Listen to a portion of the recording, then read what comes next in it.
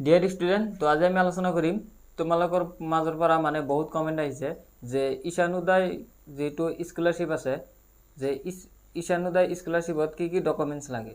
ঠিক আছে, তো সেই বিষয়ে আজি আমি আলোচনা কৰিম। যদি ভিডিওটো ভাল লাগে এটা লাইক কৰি দিবা। তো প্ৰথমে মই কৈছোঁ তো ডকুমেণ্টছ কি কি লাগিব সেইটো মই কৈ আছোঁ। তো প্ৰথমে এক নম্বৰ হ'ল স্কলাৰশ্বিপ এপ্লিকেশ্যন ফৰ্ম। তো তোমালোকে যেটো অনলাইনে ফৰ্ম ফিল আপ কৰিবা সেইটো ফৰ্মটো তোমাৰ ল'ব লাগিব।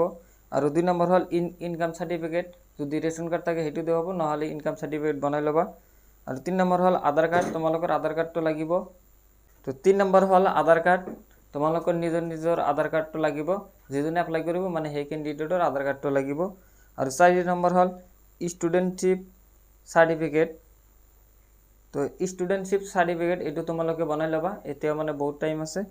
আৰু 5 নম্বৰ হ'ল এফিডেভিট ফৰ নট এভেলিং আদাৰ স্কলাৰশ্বিপ। তোমালোকে মানে বেলেগ স্কলাৰশ্বিপ পোৱা নে নাই সেই বিষয়ে তোমালোকে এটা এফিডেভিট বাইৰ কৰি ল'বা।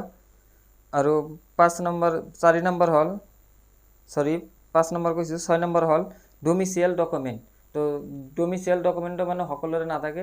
তো এতিয়া মানে ঈশানোদয় এপ্লাই কৰাৰ কাৰণে বহুত সময় আছে। তোমালোকে মানে এই ডমিচিয়েল সাৰ্টিফিকেটটো বনাওঁতে সময় লাগে, গতিকে তোমালোকে এতিয়া এপ্লাই কৰি সাৰ্টিফিকেটটো বনাই ল'বা। আৰু 8 নম্বৰটো হ'ল ক্লাছ 12 মাৰ্কশ্বিট। তোমালোকে যে হায়াৰ সেকেন্ডাৰী পৰীক্ষা দিছা, ফাইনেল পৰীক্ষা, সেইটোৰ মানে মাৰ্কশ্বিট যেটো আছে সেইটো লাগিব। আৰু 8 নম্বৰ হ'ল তোমালোকে যে ডিগ্ৰীত এডমিশ্যন লৈছা ফাৰ্ষ্ট সেমিষ্টাৰত, তো তাত এটা এডমিশ্যন ৰিচিপ্ট দিছে, সেই এডমিশ্যনৰ ৰিচিপ্টটো লাগিব। আৰু 9 নম্বৰত হ'ল বেংক পাছবুক। তো তোমালোকৰ নিজৰ নামৰ একাউণ্টটো হ'ব লাগিব। তো এইখিনি আছিল আজিৰ সৰু এটা ভিডিঅ'টো ভাল লাগিলে এটা লাইক কৰি দিবা। তো মই এই চেনেলত আৰু মানে যোৱাকালি এটা ভিডিঅ' আপলোড কৰিছোঁ আজিম প্ৰেমজী স্কলাৰশ্বিপৰ বিষয়ে। তো তোমালোকে যদি সেইটো চোৱা নাই সেই ভিডিঅ'টো চাই অহা, তোমালোকৰ কাৰণে উপকাৰ হ'ব। তো আজিৰ কাৰণে এইখিনি। ভিডিঅ'টো ভাল লাগিলে এটা লাইক কৰি দিবা, চেনেলত নতুন হ'লে ছাবস্ক্ৰাইব কৰি দিবা।